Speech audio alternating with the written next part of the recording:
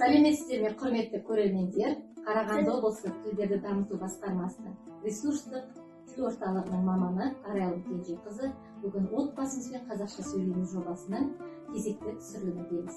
Бүгін біз Исаковтар отбасындамыз. Сәлеметсіздер ме? Өздеріңізді таныстырып өтсеңіздер. Мен Ураз Тұрайын, Батақпарабы қорғалығын Тумасымыз. Исаков Берікпін, Зағыл. Мен Исакова Татьяна Васильевна. Осы тұрмысқа шыққанда 88 жылда тұрмысқа шықтым. Осы екі баламыз бар. Осы Бұқар ауылында тұрамыз. 7 немереміз бар. Қазір екі немереміз. Екі немереміз. Қазір екеу.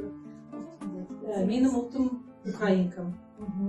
Украин ұлтына боласыз, иә? Қай жыл отбасын құрдыңыздар? 88 жыл. Жалпы тұрмыста отбасында бір-біріңізбен қазақша сөйлесесіздер, иә? Қазақша сөйлейміз, потому что біздің балаларға айттық, екі баланы уже қазақ мектебіне беріңдер. Қазір осындай заманда енді қазақ тілі керек деп. Бірінші немереміз 3-ші сыныпқа барады. Алла жатса бірінші сыныпқа барады биыл. Сол қазақ мектебінде. Сізге қазақша сөйлеу қиындық туғызбай ма? Енді былай қиын емес сияқты. Жалпы күнделікті тұрмыста қандай сөздерді, қазақша сөздерді, қандай тіркестерді қолданасыздар? Балалар жиі қолданасыздар, иә. Балапандар. Балаларыңыз еркелеткен кезде, иә? Қалай еркелетесіз балалар? Айшотай дейміз, ботам дейміз, құлыным дейміз, жаным деймін, менің жүрегім деймін, менің осылай істеймін. Жақсы. Жалпы немерелеріңізге, балаларыңызға таза қазақша үйреттіңіздер, тәрбие бердіңіздер, иә? Қазақ тілінде. Қиындық туғызған жоқ ешқандай. Мен өзім Қарқаралыда тудым, Қарқаралыда оқыдым. Енді Орша мектебінде оқысам да, енді Қарқаралыда бәрі орысша, қазақша сөйлейді. Енді сол менде. Қарқаралыға Украин ұлтынан ата-анаңыз қай уақытта келді? Ерте келді, иә? Ерте келді. Сіздің қазақша үйренген, осы қазақ тілін қолданыс аясында күлкілі сәттеріңіз болды ма? Үйрену барысында қанша айтып қойған кездеріңіз? Ондай болған жоқ. Былай қарағанда, мен мына жерге келгенде, мына жерде бәрі орысша сөйлейтін. Ата мен енем ғана қазақша сөйлейтін. Ата былай бәрі орысша. Олардың үйде бәрі орысша сөйледі. Жоқ, былай ешкім сөйлей маған. Ондай күлкілі болған жоқ. Сыртта, дүкенде, мектепте қазақ тілінде сөйлесесіз ба? Сөйлесеміз.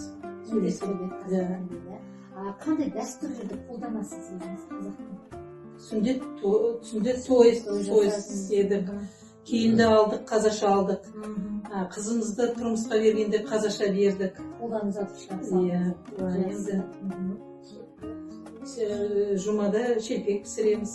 Жақсы, өте жақсы. Немереңіз айтып отыр. Жақсы. Ары қарай өзге отбасыларға тіл үйрету бойынша қандай кеңес берер едіңіз?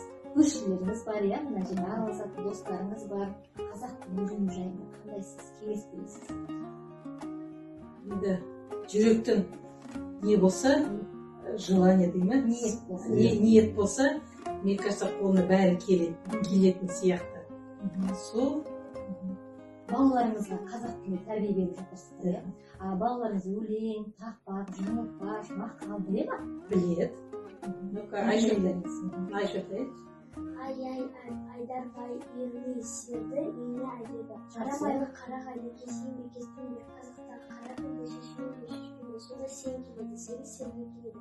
Суласа қалмарасы кен, суласа қалмарасы кен. Тамаша. Есет ата не айтасатыр, ераз ата бес асатыр. Білеміз ба? Жақсы. Ал келесі немереңіз? Не айтасыз? Жанбақаша айтамын. Айта ғой. Қияр. Бүртік тәнуі суда тұрып шауаған тұс қосқаны. Дәмін оның талай жанды бауыраған. Тамаша. Ал ұлттық тағам жайында айта аласыз ба өзіңіз? Украин ұлтының ұлттық тағамын қолданасыз ба, әлде қазақ ұлтының ұлттық тағамын көп қолданасыз ба? енді өзім ұлттың несін мен честно айтайын, мен оны білмеймін. Өзім қазақтың қазаққа әбден сіңіп кеткенсіз, берілгенсіз. қазақтың арғы ортасында өстім. Енді міне сол ғой, қазаққа тұрмысқа шықтым.